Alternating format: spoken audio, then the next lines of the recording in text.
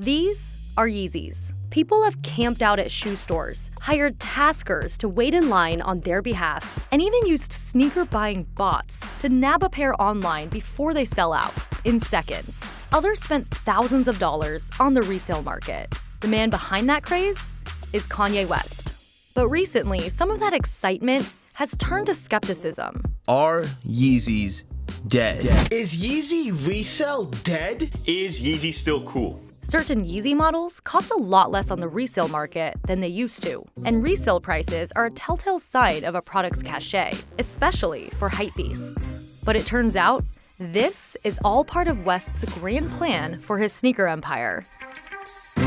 Here's how West created one of the most hyped sneakers of all time, and the struggles he's facing trying to build the brand into a household name. When I first got into sneakers back in middle school into high school, I just had this one pair of Adidas Superstars that I thought was the end-all be-all. Then I remember scrolling through my Facebook timeline and this beautiful red image of a pair of Kanye's Red October Nike sneakers popped up on my feed, and that was the first time that I stopped to look at a sneaker, just from a purely piece of art point of view.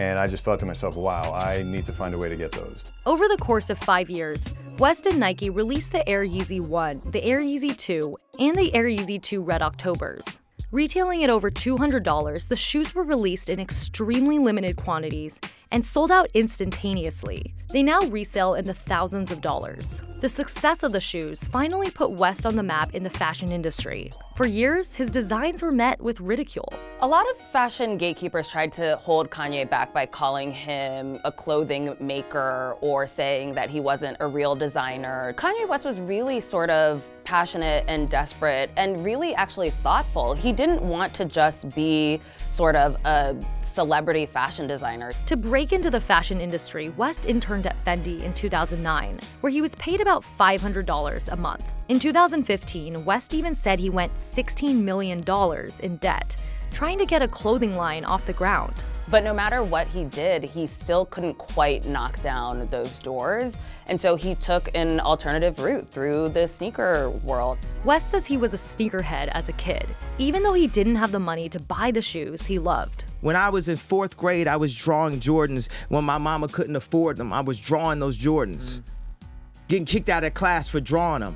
West got his start as a producer on Jay-Z's 2001 album, The Blueprint. He hit it big as a hip-hop artist after releasing his own album, The College Dropout, in 2004.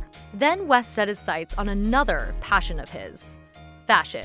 He even told a New York Fashion Week crowd in 2016 that his dream is to be the creative director of Hermes. While West had a difficult time getting people to buy into his clothing designs, his shoes instantly clicked with fans.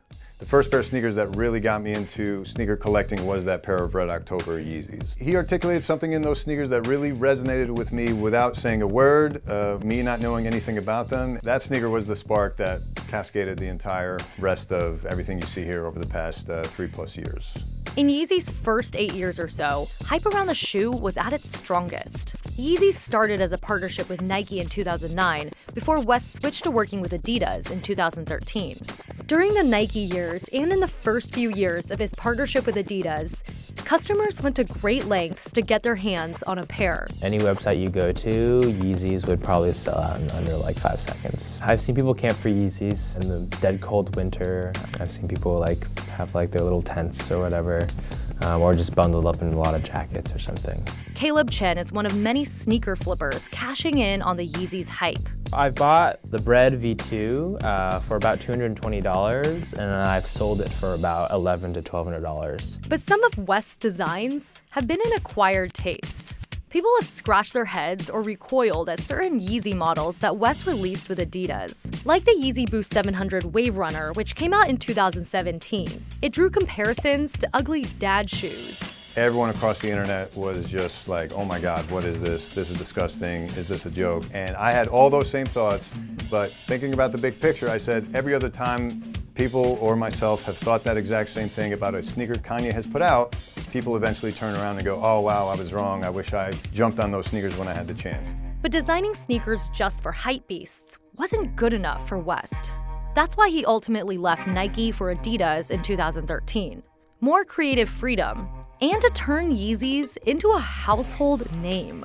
West told BBC Radio in 2013 that he didn't want to be just another celebrity with his name attached to a sneaker. People didn't love the Yeezys the way they did for no reason. Picture this, for me to do the Yeezys and not have a joint venture backing deal with Nike the next day would have been like if I made Jesus Walks and was never allowed to make an album. West told Ryan Seacrest that he found the partner he was looking for in Adidas. They offered to allow me to make an entire line and give me an office and all these things I want to do just to create more. The hype around Yeezys fueled West's ambition, except the more shoes he released, the less special they became. If you look at somebody like Kanye West, he's truly one of the most ambitious people I think that we have seen in the past few decades. Kanye West has called himself Walt Disney, he's called himself Steve Jobs. So we know that it's not just about a physical sneaker. It's about when he is gone and we are talking about Kanye West, we don't talk about just the music. We talk about what he's created, what he's left us, his stamp on the world. West wants his Yeezys legacy to go way beyond an expensive and inaccessible shoe. In fact, he wants quite the opposite. West spoke with Ryan Seacrest in 2015. This isn't about elitism. This isn't about separatism. This is about as many people being involved with this vision, as possible. Eventually, everybody who wants to get Yeezys will get Yeezys. Adidas has promised me that because there's so many kids that have wanted them that couldn't get them. And I talked to the heads at Adidas, and they said, we can make them. Instead of demand for Yeezys being built on rarity and hype, West wants everyone to be able to find and afford a pair of Yeezys and still want them. Kind of like the Adidas Superstar, which are readily available at their typical retail cost of $100 and under. And it was the top-selling sneaker in the United States in 2016. The Superstar debuted in 1970. To this day, it's still an iconic emblem of the Adidas brand. However, the Superstar's popularity is cyclical, and sales have declined in the last couple years. Now, Adidas is betting on Kanye West and doubling down on Yeezys. If the goal is to scale Yeezy into a multi-billion-dollar brand, experts say there's still a long way to go. The Yeezy brand has a fundamental impact on our overall brand position, but it's still in the bigger context of us being a $25 billion company, a small part of our company. There were probably 1 million, maybe 1.5 million Yeezys sold last year in pairs in the United States and throughout the world.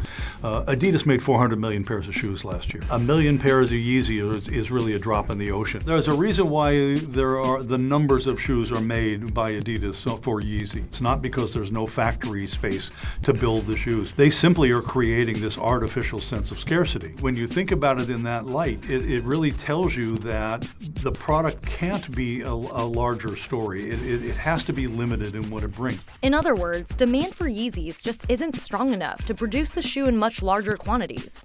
Nike and Adidas have never revealed how many Yeezys they release per drop. But West said in 2015 that there were 9,000 pairs of his first Adidas shoe, the Yeezy Boost 750.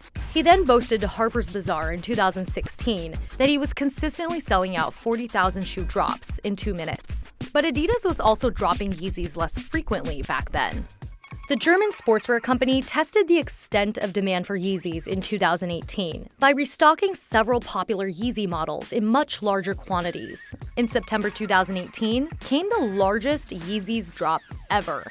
There were rumors that over 1 million pairs of 350 V2 triple whites had hit the market in what Adidas called its most democratic drop in Yeezy history. West tweeted about the event, saying the release fulfills Yeezy's democracy philosophy. But suddenly, the shoes were lingering on shelves, and flooding the market with Yeezys cost the brand some of its cachet. They did sell out, yes, but it took much longer than it had. It wasn't selling out in hours.